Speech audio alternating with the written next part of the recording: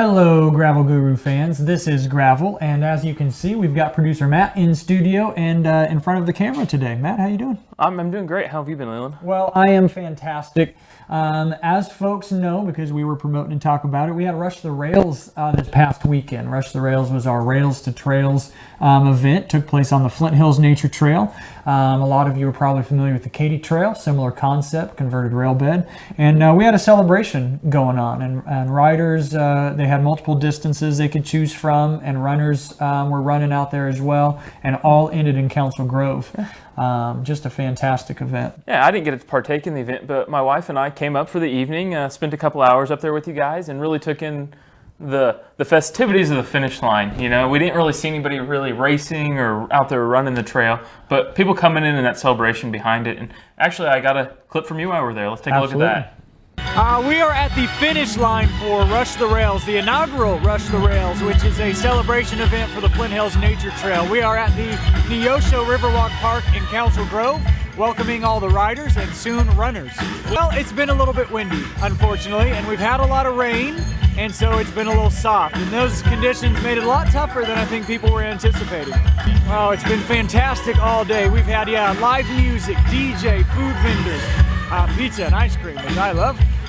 We've also got fireworks show getting ready to kick off here shortly. So Council Grove really pulled out all the stops and made this a great finish line. So Leland, as you saw in the clip, a lot going on. Music, games, entertainment.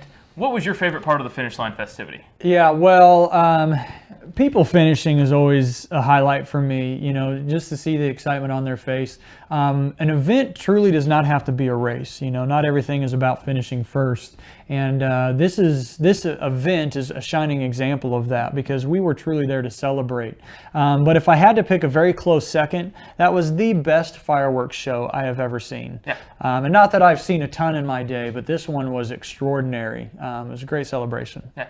I was going to say the fireworks were way up there, you know, and I've been to the National Mall and seen them in D.C. a couple times and stuff like that. But, you know, when you think of a town of, 3,000 people putting on a display and a celebration like that, I think that's what's so great is the whole community really came out in support behind this finish line festivity. Yeah, not just Council Grove, but all the stops along the way. You've got Ottawa and the state park, Pomona State Park, Osage City, and even little old Admire. And these folks come out and they're enthusiastic and they love seeing people in their town, and they expose you to that Midwest charm that we maybe sometimes take for granted and we're reminded of when people come from out of state and see that firsthand. You talk about that small town charm. One thing with that really stands out is, you know, we did the Katy Trail this summer, 4 days, 3.5 days out there on that trail. And that's the same way. You can tell the towns that really buy into these trail systems, they're the ones out there at the gas stations that maybe have a few things that cater to cyclists and stuff out there. And they reap the rewards from having all these cyclists and transient cyclists through their communities. Absolutely. You know, the weather kind of pitched a curveball at some people the night before. How did that affect kind of the trail? Yeah, and that's another nice thing about an event like this is we had rain all week, including the night before. And admittedly, the Flint Hills Nature Trail is not completed in its entirety. There are some sections that they're still redoing, resurfacing. Even with that said, the trail holds up to rain extremely well, far better than any minimum maintenance dirt road out there. So, of course, it's not as hardcore as riding some backcountry roads. It's not going to be as challenging in that respect as a Dirty Kansas, for example, but you also have a lot less things to worry about, and you can focus on having fun and not worrying about, do I have to carry my bike through 2 miles or more of mud?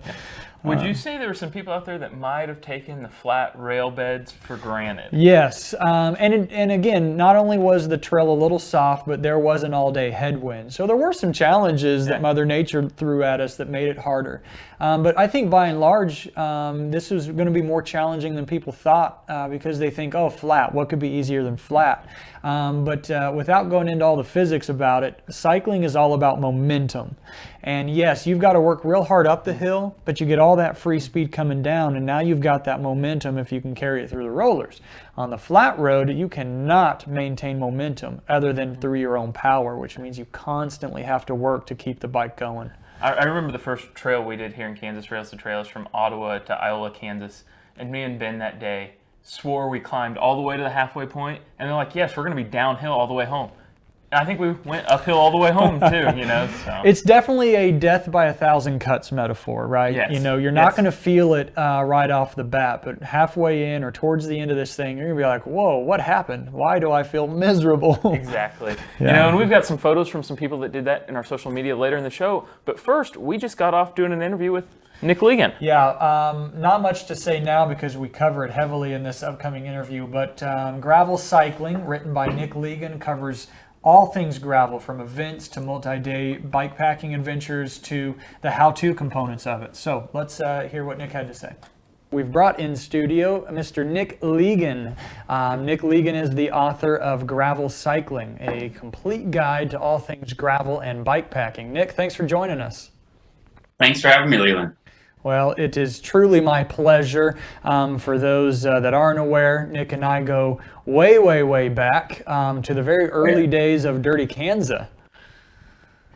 Absolutely. You were my support crew in 2011, and I probably wouldn't have finished without you.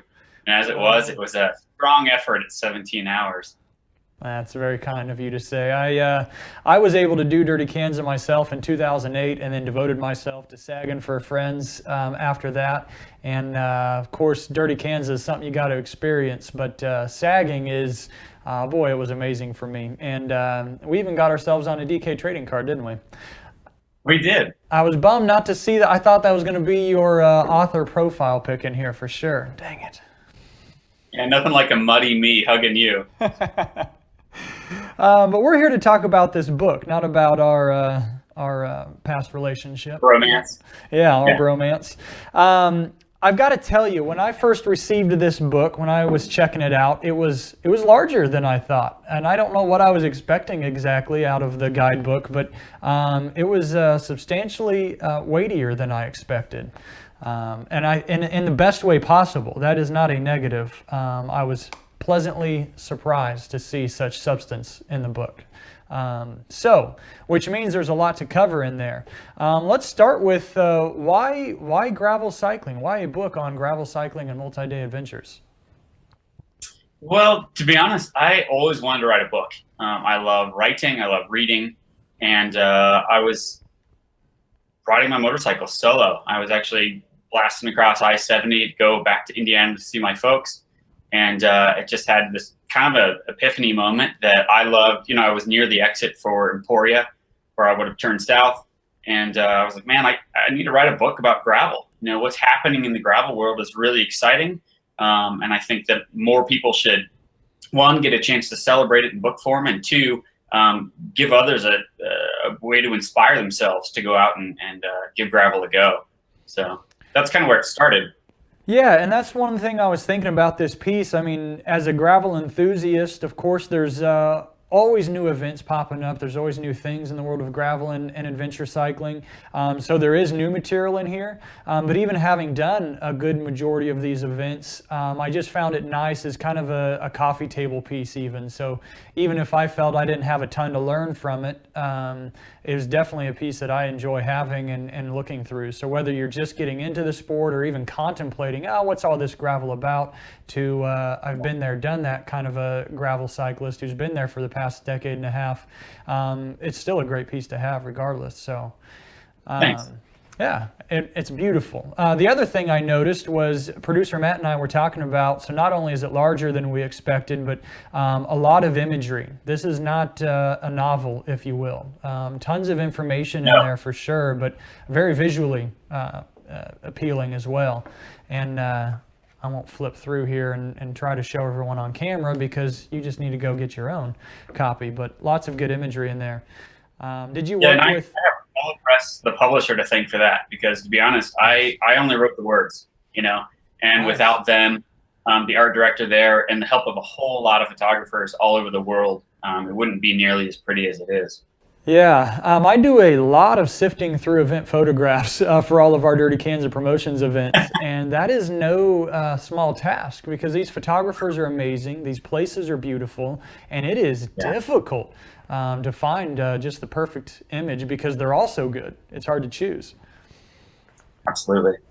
Well, so let's get into this and tell me about what is the format? What are people going to find in this book? When I open Yeah, this up, absolutely. what is inside? It opens focusing mainly on single day gravel events. And I say events on purpose because some of them are races and some of them are not. We want the book to appeal to competitive people as well as non-competitive people, or to give people of either kind of strain some variety. So we focus first on some single day events. We have quite a bit of how-to in there, how to wash your bike, things to check on to take with you on every ride, things to check regularly. And then we move into multi-day routes as well. So we cover things like the Great Divide, we cover the Denali Highway, but we also cover the Katy Trail. So the idea is that even multi-day routes, there's obviously big differences in difficulty level. So we wanted to make sure we had something for everyone. And then at the back of the book, we go into kind of dream builds and look at the bikes that people are using for bike packing, for gravel riding, for mixed surface riding. How to modify a bike you might already have, or some help in buying a new bike, or even building a custom bike. And then intermixed throughout the book are profiles on people who are doing, I think, really amazing things in this space. Whether that's legends like John Stamsted, the first guy to race the Great Divide route, or Lael Wilcox, who's still doing amazing things in ultra endurance racing, self-supported racing. So there's a lot in there, and I hope that a lot of people can come at the book from different perspectives and really kind of scratch the itch they might have. Yeah, there's a lot of good info for folks, and you talked about the Franken bikes, right? That's what we like to call them, and I think that's important because gravel cycling and multi-day adventuring, it's not one thing. It's not this, here's the one bike you use and here's the one road you go down. You can explore this on just about anything you want. Now, is there some equipment better than others? Yeah. Absolutely. Some is better than others, but you can go out and explore and learn from that experience, learn what you need to change, and you can take that same frame that you have and say, okay, can I get some wider tires in there, or how can I get better mud clearance, or do I need a taller cassette, for grinding it out, that kind of thing. So I appreciated that section in the book. I think what's cool about gravel too is its localism. The bike that you would ride, or certainly the tires you would ride at, say, Dirty Kansas, are really different from what you would need at Gravel Worlds. And we try to explain that in the book. So we talk to all of the event organizers, as well as past participants, and in many cases, past winners, to kind of give you a leg up if you're going to one of the events in the book for the first time. Yeah, and you think about the distance from Emporia to Lincoln, Dirty Kansas to Gravel Worlds, it's 3 hours. But in the world of gravel, in terms of gravel surfaces, it's a world of difference, just entirely different terrain and riding. So. Yeah. Well, you talked about the localism of it, but in another sense, it's global. And not that I don't want you to get the impression I underestimated your book, but it was full of surprises for me because I expected to see primarily North American content. But you have found plenty of events overseas. And so tell us a little bit about some of the international stuff you've got in here. International for us being in America. Right. Absolutely. I think it's easy for us to get a little centered on the fact that the Midwest, I would argue that the Midwest in the United States is kind of the heart, is the home of gravel racing. And it's people and events and brands even in that area who are behind a lot of what's going on now. But it's certainly all over the U.S., all over North America, and far beyond. I mean, in fact, the cover of the book is a photo from the Black Forest of Germany. And what I love about it, in a way, is that it makes a good cover because you don't know. It doesn't say Germany all over it. Mm-hmm. It could be California. It could be Utah. It could be, all over the world. But yeah, there are events in there from Australia, all over Europe, so Spain, France, Germany, the UK. Paul Arrington's Dirty Reaver is in there. And it was a real joy. I mean, to be honest, I have not had a chance to do every event in the book, but it's becoming quickly for me a bucket list. Well, that was one of the questions I had for you was, have you completed all of these? And I couldn't have imagined that you had, because as you just mentioned, when I was looking at the gravity of all the events in here, and when I was learning about new events, particularly some of these internationally, that's exactly what I immediately thought was, boy, this is a guide for my cycling bucket list. This truly, Absolutely, this has inspired me to get out and explore some new events and cross a few more things off the list. I'm very much an experiential person. As much as I love exploring my own back roads, more than a decade into this, you do see a lot of the same stuff and you think, oh, I wouldn't mind experiencing something new. You've basically done all the research for us, and so I don't need to really go anywhere else. Everything I've read in here says, hey, what is Nick telling me to do next? That's what I want to go do. So that it's not in any way a comprehensive list. Sure. I mean, I very much can choose. And what's cool is that there are more events popping up all the time. I was just at JP's Gravel Pursuit in Idaho, had an amazing time, and honestly just didn't have space to put in the book. And there are a lot of events like that. So we can expect updated revisions in the future, right? We'll see. Volume 2. I would love that, though. Yeah, absolutely. I know this is a tough question to answer, but it's got to be asked. So since you've admitted you haven't been to all of these just yet, are there one or two that you've really got in the back of your mind as this is feasible and this is what I want to cross off the list next? Are there a couple of events in here that you're just itching to get to? To be honest, yeah, the one that rises above for me, and I need to preface it by saying that I have a degree in French. I've lived in France. I love France. La Résistance in Annecy is top of my list. And there's a couple of reasons for that. One, I haven't had a chance to ride much in that area. Two, it's on gravel roads, my favorite roads. But also three, they've added a bike packing component to it. So the idea is that you go out on a route that they've designed for you and you're self-supported for the first 2 days. You return to Annecy, and then on the third day, you join the one-day event that a lot of people are signed up for as a standalone event. And that just sounds like a great time to me. So absolutely feasible. I'll definitely have to save my pennies and dimes, but it's top of my list right now. Nice. Well, I couldn't help but I speak a little bit of Spanish myself, and so definitely have a desire to get to Spain and was excited to see a route in Spain. So maybe we can just hook up and we'll go knock both of those off the list together and why not? Have a great trip. Well, Nick, thanks for taking the time. We'd be remiss in leaving out where folks can get this, because I'm telling you, guys and gals, if you were thinking you didn't quite need this book, you were flat out wrong. I was just so taken aback at how wonderful this book was. So, Nick, tell us where folks can find this. I'm selling them myself at Rambler.com. That's RAMBLEUR.com. It's right there on the homepage. You can get a signed copy. You can get an unsigned copy.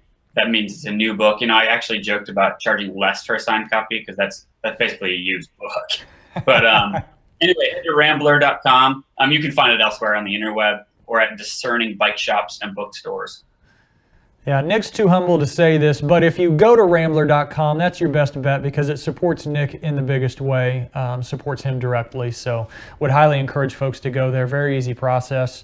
You want this book. It's only $25, very reasonable, and you will not regret it. So Nick, thanks for joining us. Look forward to hearing more from your adventures, and definitely looking forward to writings on these events as you go out and experience them and cross them off the list. Thanks, Leland. Really appreciate it.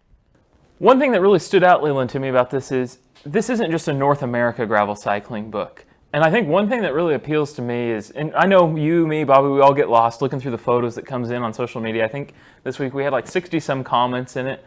Is seeing the people that come from all over the world posting those photos. We've got France, we've got Iceland, but isn't it amazing how they've grown around the world? Absolutely. That was a big surprise to me. I know there's events growing outside of North America. North America certainly is kind of pioneering this particular genre. But the rest of the world not only has backcountry roads, but they've been exploring them forever as well.